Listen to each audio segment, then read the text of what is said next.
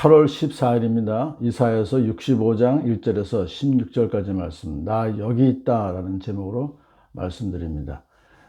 참 어제 본문에서 이사야는 염치불구하고 하나님께 돌아와 주십시오라고 간절히 기도했습니다. 근데 오늘 하나님께서 응답을 이렇게 시작하십니다.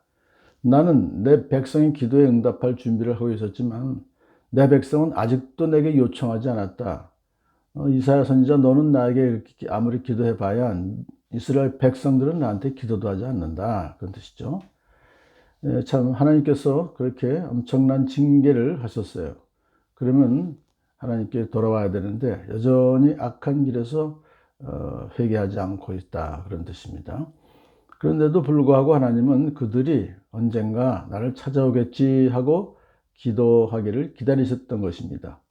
내 이름을 부르지도 않던 나라에게 나는 보아라, 나 여기 있다, 보아라, 나 여기 있다, 두 번이나 강조하신 것은 그렇게 애타게 기다리신 거예요. 어저께 본문에서는 이사야가 하나님 돌아와 주십시오 라고 했지만 오히려 거꾸로 하나님이 나에게 돌아와라, 나에게 돌아와라, 그렇게 하고 말씀하셨던 것이죠. 제멋대로 가며 악한 길로 가는 반역하는 저 백성을 맞이하려고 내가 종일 팔을 벌리고 있었다. 품어주시려고.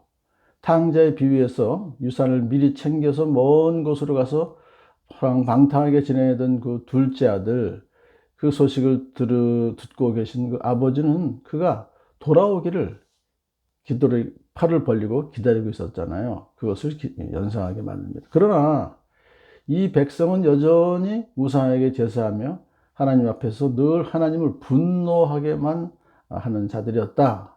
그런데 더 가증스러운 것은 다른 사람 앞에서는 하나님을 잘 믿는 채 거룩한 채 했다는 거예요. 이것이 바로 위선적인 신앙생활하고 이중생활하고 혼합주의, 종교 다운주의에 빠져있는 그런 모습을 이제 여기서 말씀하고 있는 것입니다. 하나님은 이처럼 방종하고 방탕한 자식을 호되게 징계하실 마음을 잡으셨죠. 이런 자들은 내가 참지 못한다. 그들을 향한 나의 분노는 꺼지지 않는 불처럼 타오른다. 이렇게 주님께서 말씀하시고, 또 산에서 분향하며 언덕에서 나를 모독한 자들의 죄악과 그 조상의 죄악을 내가 모두 보응하겠다. 사실 지금도 교회 다니면서 점쟁이한테 가는 사람도 있고요. 심지어 구판 벌리는 사람도 있어요. 문제가 생기면 하나님께 찾아오지 않고 세상 권력, 세상 전문가들은 찾아가는, 먼저 그런 사람들에 대한 하나님께서 말씀하시는 거죠. 자, 그런데 조상들까지 보응하겠다라고 하는 것은 그들의 죄악이 조상으로부터 내려왔던 것을 여기서 암시하는 것입니다. 그런데 여기서 우리가 주의할 것은 하나님은 그 악한 이스라엘을 전멸시키지는 않으시겠다고 선언하십니다. 포도송이에 즙이 들어있으므로 사람들이 그것을 없애지 말아라, 그 속에 복이 들어있다 하고 말한다. 나도 이와 같이 나의 종들을 생각하여 그들을 다 멸하지는 않겠다. 하나님께 순종하는 종들을 즙이라고 여기서 이제 상징한다고 하면은 그들을 구원하기 위해서 포도송이가 좀 약간 상한같이 보여도 그것을 전멸시키지는 않겠다. 이스라엘을 전멸시키지는 않겠다. 그런 뜻이죠. 그 속에 복이 들어있다. 그 복이라고 하는 것은 바로 포도즙이 사람들에게 생기를 더해 주듯이 주님의 종들을 통해서 영적 생기와 활력이 제공될 수 있다는 것을 암시하는 것입니다. 내가 야곱으로부터 자손이 나오게 하며 유다로부터 내 산을 유업으로 얻을 자들이 나오게 하겠다. 내가 택한 사람들이 그것을 유업으로 얻으며 내 종들이 거기에 살 것이다. 이것은 그 당시 1차적으로는 이스라엘이 다시 돌아와서 포로에서 이스라엘 땅을 다시 회복시키겠다. 그래서 하나님께서 그 땅을 유업으로 주시겠다는 그런 뜻이죠. 다시 회복의 역사죠. 근데 이 약속은 궁극적으로 앞으로 있을 바로 마지막 때 새 하늘과 새 땅에 모든 성도들이 참 유업을 받아서 잘 살게 하시겠다, 그 뜻입니다. 앞에서 이미 얘기했죠. 내가 새 하늘과 새 땅을 창조할 것이다 라고 이미 예언했었습니다. 샤론 평야는 나를 찾는 내 백성이 양떼를 치는 목장이 되고 아골골짜기는 소들이 쉬는 곳이 될 것이다. 황폐해졌던 땅들이 회복될 것이다. 그런 이제 좋은 소식을 선언하셨지만, 그러나 끝까지 하나님을 버리고 우상을 숭배하는 자들에게는 하나님께서 심판하시겠다라고 또 선언하십니다. 그러나 나 주를 떠나서 내 거룩한 산을 잊고 가색에 상을 차려 놓으며 무니에게 섞은 술을 가득히 부어 바치는 자들아, 이건 우상을 계속해서 숭배하는 자들아, 내가 너희를 칼에 죽는 신사가 되게 하겠다. 그런데 너희가 모두가 사륙하는 자에게 몸을 구부리게 될 것이다.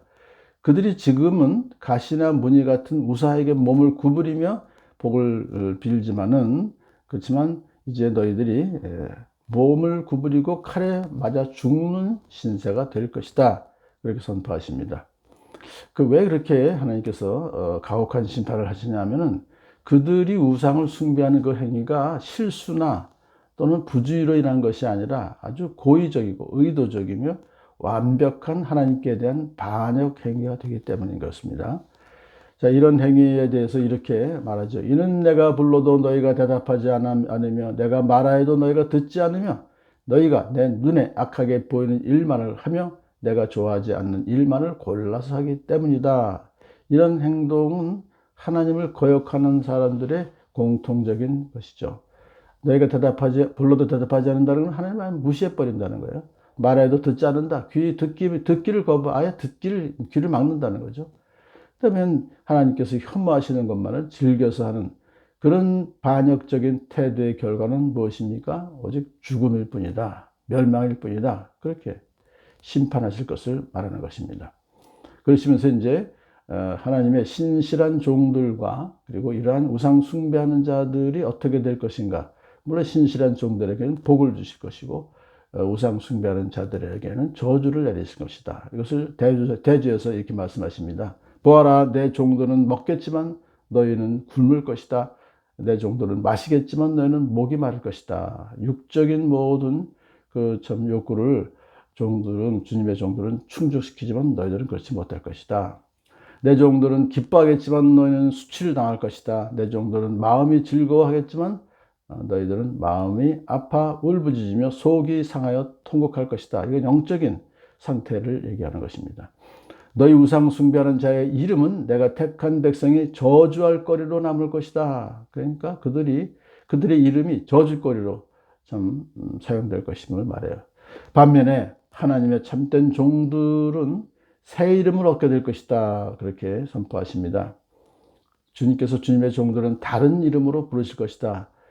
아브라함이라는 새로운 이름을 하나님께 주셨죠. 이것은 바로 아브라함은 존귀한 아버지, 한 가정의 아버지일 뿐이지만 아브라함은 많은 사람의 아버지라는 이름을 주셔서 하나님께서는 인류 전체 구원 계획을 이렇게 표현하시기 위해서 이름까지 아예 바꿔주신 것이죠. 또 버림받은 자라는 이름을 헵시바라고 하는 하나님께서 좋아하는 여인이라는 이름으로 또한 바꿔주셨던 것처럼 새 이름을 줄 것이다. 신분이 완전히 변화되게 해주실 것이다. 그런 것입니다. 자, 땅에서 복을 비는 사람은 진리이신 하나님을 두고 빌며 땅에서 맹세하는 사람은 진리이신 하나님을 두고 맹세할 것이다. 바로 이렇게 새 이름을 받은 주님의 종들이 이렇게 될 것이다 하는 것입니다. 스스로 복을 빌고 맹세하는 자들, 새로운 이름을 받은 성도들은 하나님 안에서 복을 빌고 맹세하게 될 것이다 그러는 거예요. 그래서 진리의 하나님이신 것은 친히 약속하신 일들을 이루어 가시는 신실하신 하나님께 이것을 좀 빌고 맹세한다고 하면은 그건 반드시 성취될 것을 말해요. 지난날의 괴로운 일들은 내가 다시 기억하지 않고 지나간 과거를 내가 다시 되돌아보지 않기 때문이다. 이렇게 말씀하십니다. 왜 예수님의 이름으로 기도하고 또 맹세할 때 다 들어주시냐 하면은 바로 지나간 괴로운 일들을 기억하지 않는다는 것은 우리의 죄악을 결코 다시 기억하지도 아니하시고 완전히 잊어버리신다는 거예요. 그러니까 우리 모든 죄를 용서해 주신 하나님께서 또 우리의 기도도 응답해 주실 줄을 믿습니다.